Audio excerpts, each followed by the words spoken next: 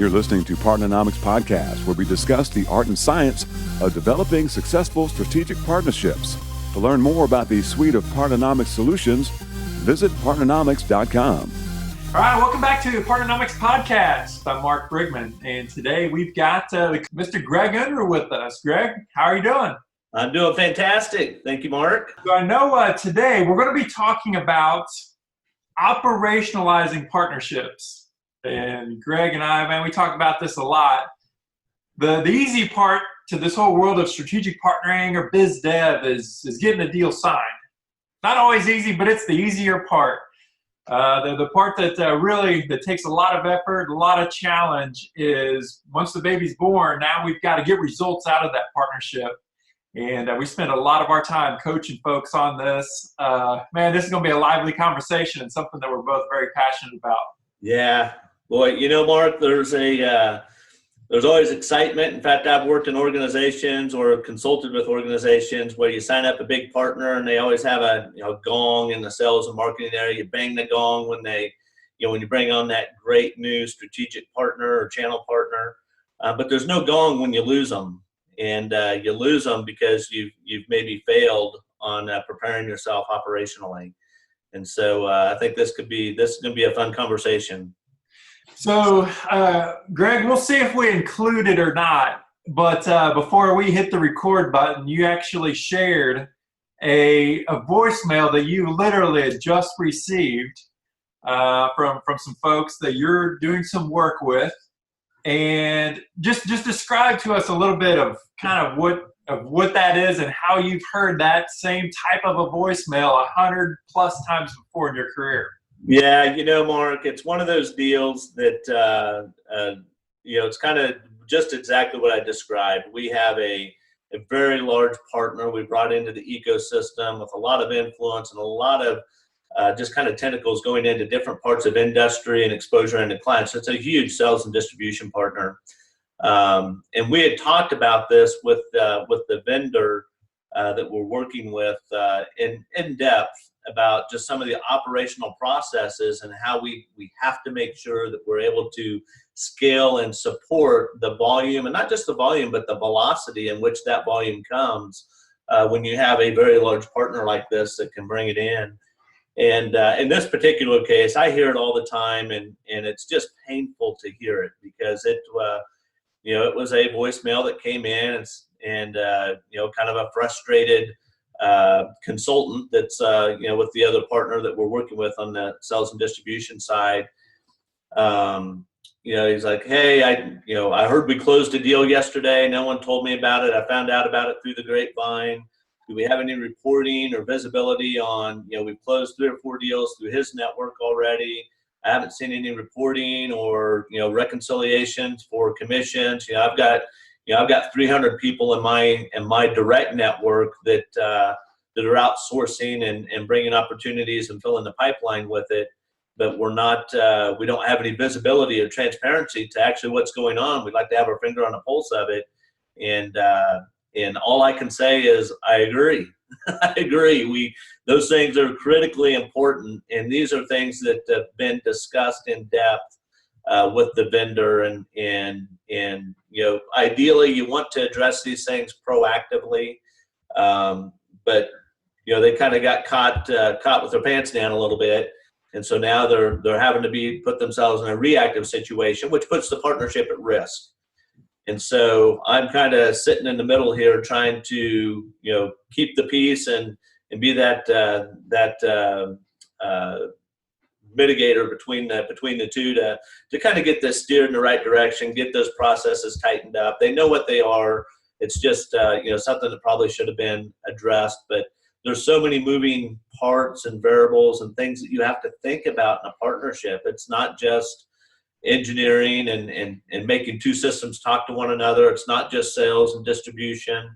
There's a whole accounting piece underneath. There's a whole transparency. There's the whole tracking of opportunities and lead registration. I mean, there's a million components that if those things aren't in place, cherish that gong when you bang it, when you bring in that new partner, and savor that moment, because that moment's going to dissipate in a poof of smoke if you don't get those tightened up and you don't have somebody to to kind of help direction, give you the proper direction on that.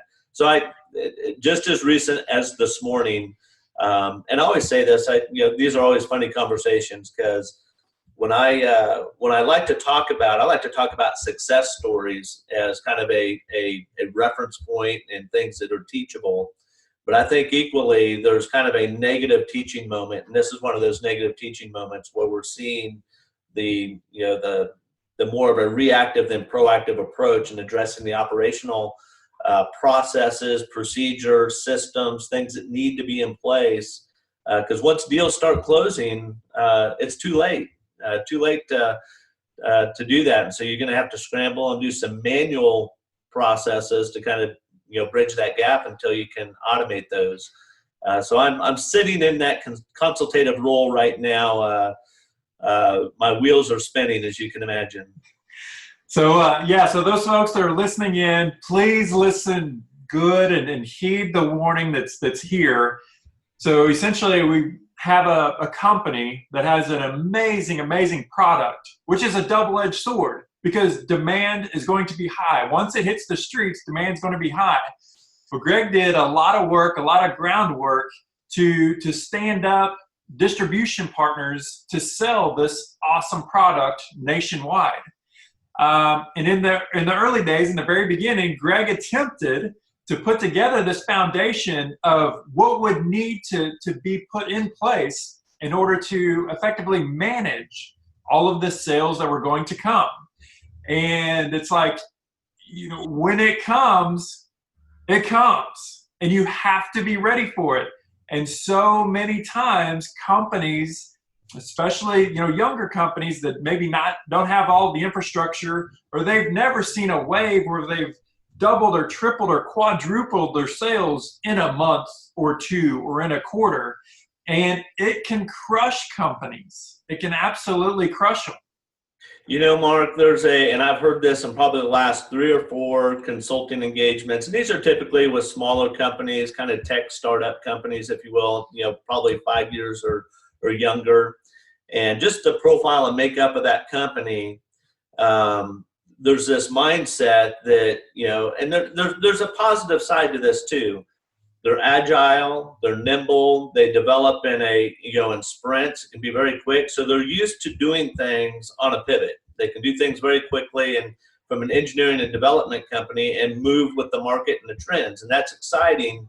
That agility and nimbleness is a very good positive in that regard, because you always have to be innovating. I mean, that's just where we are in the world today, is you have to be an innovative technology company to keep pace. But on the other side, when you get into the back office and the operational side, it's not so easy. You can't just pivot. And the term I've heard over and over again from executives, hey, listen, we'll address that problem when we have it. We'll rally around it. And rally around it is probably the 3 worst words. We'll rally around it. I can't wrap my head around that from a process or operational. There is no rallying around getting a solid foundational operational process. And it's one that when you do these things, you have to do them thinking in the long term. It's not in the short term. You have to think in the long term of how you operationalize things for scale and growth, and what do you need to do. I mean, you have to consider, your software purchases, your system purchases, the licenses that you're going to require today, but what are you going to require when your sales volume and your partner ecosystem grows 4 or 5x? You have to accommodate for that, and you have to put that into your budgetary planning process. I mean, there's so much involved. And that's when I start out on when I typically go into an engagement, I typically have a 30, 60, 90-day plan, and I try to spell out as best as you can. And it is really important to understand, the executive leadership, the executive buy-in, all the things that we've talked about over and over. They all really come, where the rubber meets the road is on the operational process side, because in order for those things to be laid out and have the funding and the support and the endorsement, it's going to require resources. It's going to require development resources, engineering resources. When you're connecting your CRM, your PRM, your accounting practices, your reconciliation reports, because your vendors or your partners are going to want to, you can't just send them a check. Here's your commission check. Well, yeah, I need to square that up with a reconciliation report. Is your system equipped to provide that? And there's just so many different moving parts that I try to address those things on the front end to set the expectation that, I think a lot of people think, hey, that's great. I can go up and sign up partners. And then my next go, okay, so now what? You signed up a partner. Now what? What's your plan? And 9 times out of 10, there is no plan. Yeah. Hey, great partner. Yeah. They got huge market share. Boy, we're going to crush it. It's going to be amazing. They're awesome. We're awesome. And then all of a sudden, no one's awesome because they didn't plan properly. Yeah, we'll figure it out. Well, no, rally around it. Painful. I mean, the being proactive, whenever you're taking your company from maybe 5, 6, 10 direct sales employees potentially, then you turn around and through a couple relationships, now you literally have 2, 3, 500 people across the country that's now selling your solution. And when this one has 5,000. We have 5,000 boots on the ground in the field that are pitching and peddling this solution to their clients, their warm doorknobs. So you can imagine not just the volume, but when that comes in, and I kind of try to paint a visual. I've got a funnel, and I got this massive funnel on the top end. Here's the heavy side of the funnel. All of that starts coming in, and your choke points at the bottom of the funnel, and the choke point is your operations. And if you don't have a big enough pipe at the bottom to manage that volume and that velocity, and there's so many different pieces to that to make sure you have in place. If you don't have that choke point is eventually going to squeeze that partner out of your ecosystem. It's not going to be sustainable. You go from having a great brand to having a really, really bad brand. If you're known for not delivering, man, that's a bad That's the death sentence for a company. It's a death sentence, or it is years and years and years to try to wipe off that tarnish. So, go ahead. I was going to say, Greg. Well, so what is the solution? So let's talk about PRMs and the partner management system that companies should use. And what is a PRM? What does it look like? What will it do for them? How do you stand them up? Educate us a little bit on PRMs. Yeah, so there's a lot of confusion in the industry on this. And you talk to clients, and they'll say, "Oh, well, we use Salesforce, or we use HubSpot, or Dynamic CRM." I said, "Okay, that's great. I'm glad you have those systems. That's your CRM system. That's your customer relationship system that you use internally to either track your service tickets, your sales process, your pipeline, your funnel." That's intended for internal use. A PRM system is a partner relationship management system, similar to CRM, but it sits in the middle. It's that gateway that sits between your system of record, which might be Salesforce, for example, and then the PRM system. It sits in the middle and is that gateway that you can kind of apply filters and control what, you don't want to give a partner full access to your CRM. We get that. No one wants that. There's things in there that are proprietary to your company and maybe messaging and content and things that you don't want to share externally. The PRM is kind of this filter layer that sits in between and allows that partner to have a controlled and limited view into your sales funnel, so that if I registered a lead and that lead went over to my vendor, that lead's going to get registered in their CRM system. They're going to track it through their normal sales process. But that partner that sourced that lead wants to know what stage is it, where is it, when's it close. And the reason they want to know that is because they get paid on it. Hey, I want to know when this is going to close. This is how I make my money. So how do I want to have my finger on the pulse of this without that type of transparency and visibility. And again, you don't have to open up the entire room. You just have to open up a couple little pieces of information. And then on the other, and that's really on the sales operational side of it. The other side of it is you can actually help the success of your partners by, through the PRM, controlling some of the marketing content, some of the messaging, make things available to them that they can, within a PRM, they can actually layer on some of their co-branding and and collateral, but you get to control all of that so that you don't have old or misinformation that's starting to hit the streets through your partners because they saved an old version of something, on a desktop. So it's a great tool. It's actually just a necessity. You can't have a partner program without it. The alternative to doing that is trying to manage things in emails and Excel spreadsheets, and it's not scalable. Certainly not scalable with when you have a very large partner that has a large field level footprint. So it's a really powerful tool. It's kind of that gateway into the CRM, gives the transparency to the partner, solves a lot of issues, and what it really does is it promotes self-service. Because if you don't have that, what you have is your phone ringing off the hook with 1,000 different people asking questions, whereas you can drive them to the PRM and drive an element of self-service, which is going to create the satisfaction of the partnership. And this is really important. And so many times we talk about wanting to scale, wanting to scale these businesses. The PRM is one of the first steps. I mean, it's an absolute necessity to scale.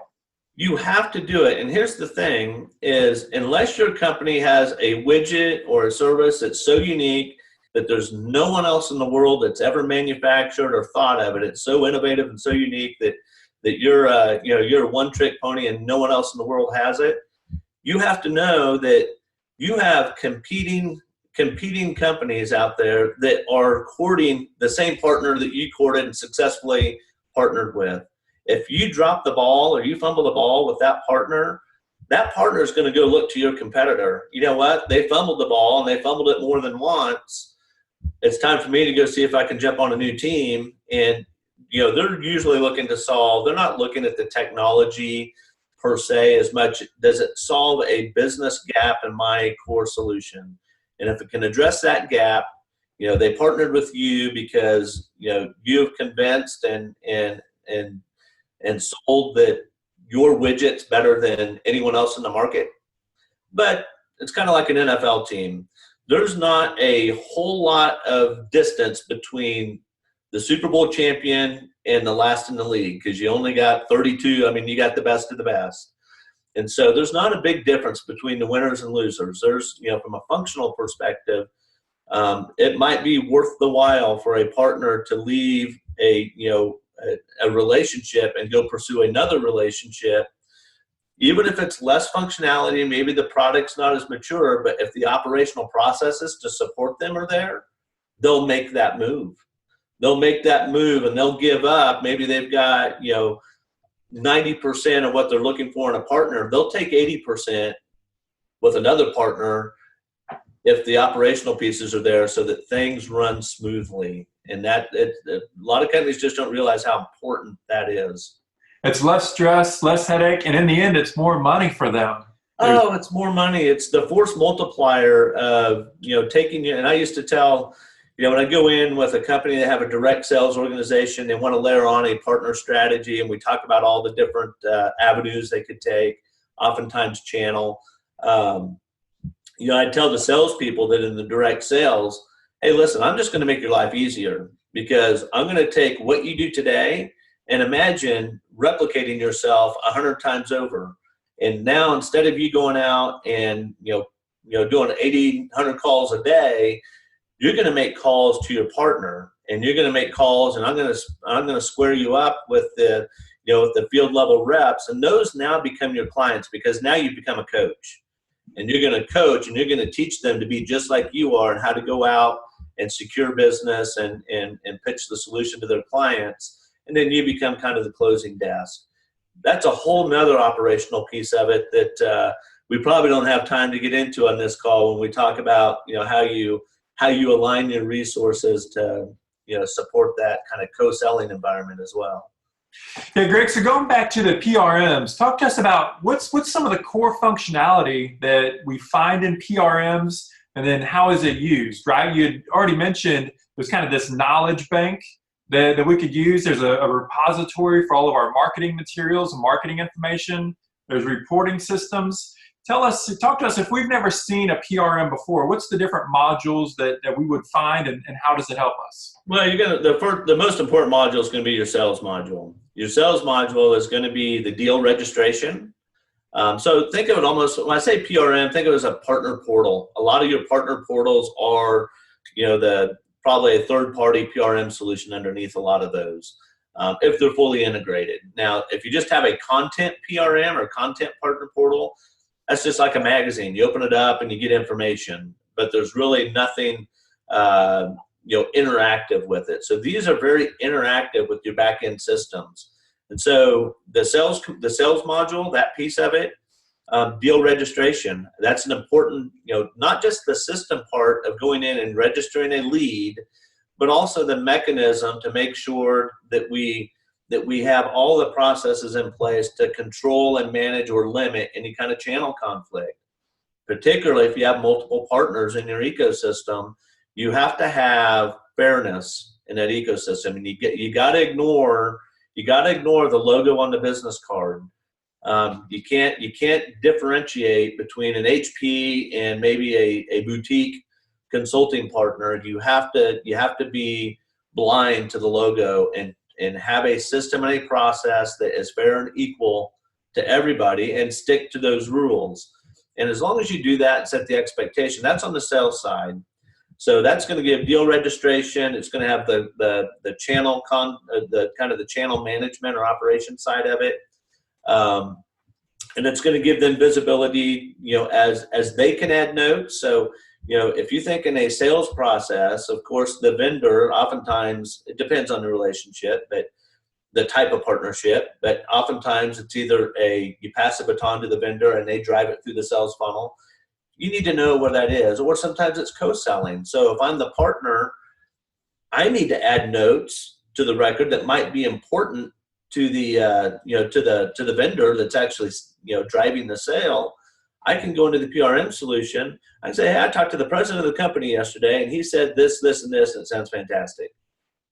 That information just becomes just this tribal knowledge that lives outside of your core system, unless you have a mechanism to systematically capture it, make that a part of the record in the system on the CRM side internally. So those things are really important, just from a transparency, collaboration perspective. But then you talked about the marketing side. That's a whole other animal where there's standalone marketing solutions that like a Marketo or they're slipping my mind now. There's a bunch of them out there, but there's a number of those that are standalone. But oftentimes that core functionality can be baked right into some of the more what I call tier 1 PRM solutions, and I've got a number of them out there that I kind of favor, if you will. But then the other side of that is the accounting, the back office side. Because at the end of the day, there is in all likelihood going to be some sort of transfer of funds and money in the form of commissions. And you got to have that visibility so that, again, you're going to bury, I can tell you this, accounting people in the payroll department or the back office, they don't want to be getting 1,000 calls a day from your partners asking about commissions or what's the status or how much or what's this or this doesn't square up. They don't want that. That's not their job. They're not, they're typically not, customer or client facing. They don't like, that's not their role or what they went to school to do. And so the PRM system provides that accounting visibility so that they can track their commissions. They can reconcile those commissions against the reports that are generated out of the system so that they can see, specifically, what they've registered, what's closed. I'm just scratching the surface here, Mark. There's just so many different things. And we could probably have a conversation, making a suggestion on another podcast and really dive into a couple PRM solutions that I favor that could be really kind of a fun exploration. I think it'd be very, very helpful for a lot of folks. Yeah, well, whenever I think about PRM, one of the things that come to mind is almost like I envision an airport and like all these air traffic, an air traffic controller, and they see the radar and they know where all the planes are at. They know their speed, their altitude, and it just keeps everybody organized.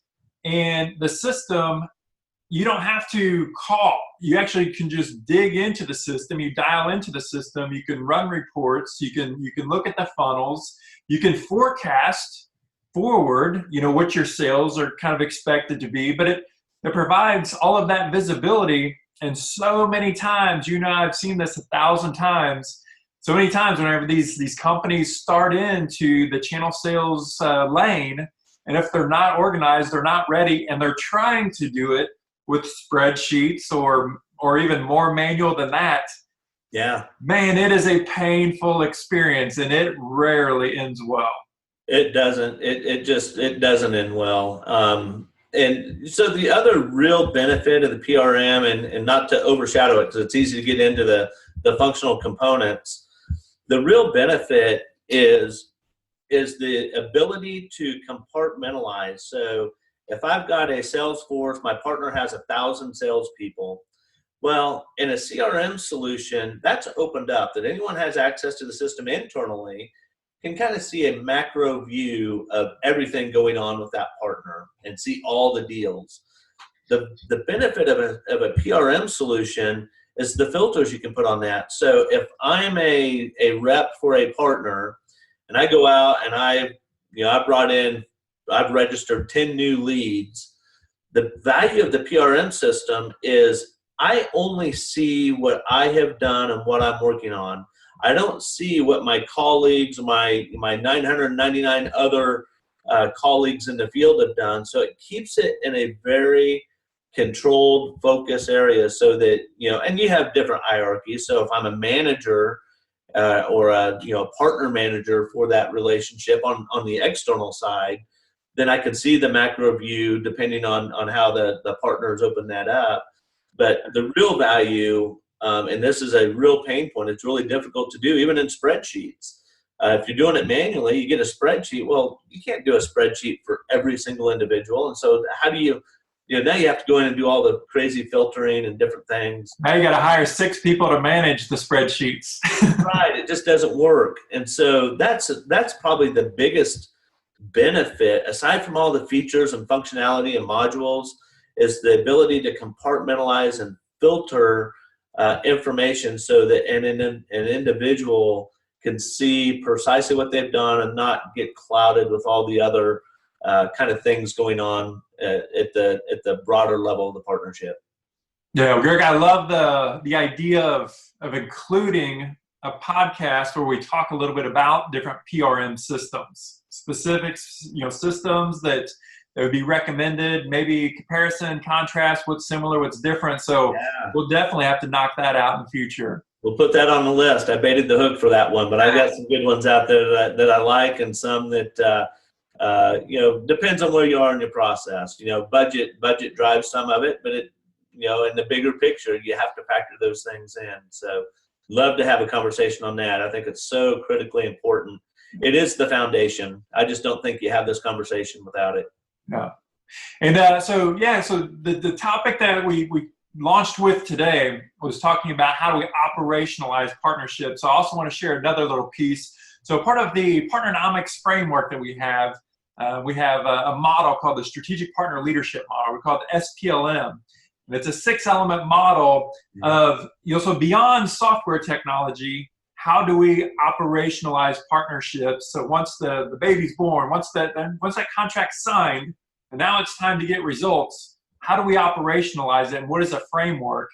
And so we're also going to grab a podcast in the future and talk about the SPLM framework and how people can use that as a tool. This. I love the SPLM framework. That's you and I've talked a lot about that and been through some of your courses on that. So, boy, it just lines up perfectly. Love to have that conversation. It's again, those are just essential components. They're things, if you don't do these things, and in many cases, it's sometimes linear. I mean, sometimes it can be parallel, but in many cases, there is kind of a linear thought process to how you deploy and execute that one leads into the other, and some of them are more philosophical and have maybe a different type of engagement, but really important foundational things that you have to address operationally. Yeah, there's no shortage of topics or of words of wisdom or different experiences to share on this topic. That is for sure. Yeah, well, this is one I'm probably most passionate about, just because maybe it's because I've lived and I'm living in it at the moment, and I've lived in the moment for many, many years, and I've seen this. So that's very, very passionate about this topic. So I appreciate you letting me chime in on it. Oh man, it's awesome. I love that's what it's all about, is just sharing that knowledge so other folks don't have to stub their toe or beat their head against the wall as well. So Greg, good to see you, buddy. Thanks for sharing your insights. I appreciate it. Yeah, thank you, Mark. Looking forward to the next one. All right, until next time, that's been another episode of the Partnernomics Podcast. Hope you guys have a great week. Partnernomics Podcast is brought to you by Partnernomics. Learn how to leverage the power of partnership. To listen to more episodes of Partnernomics Podcast, visit partnernomics.com.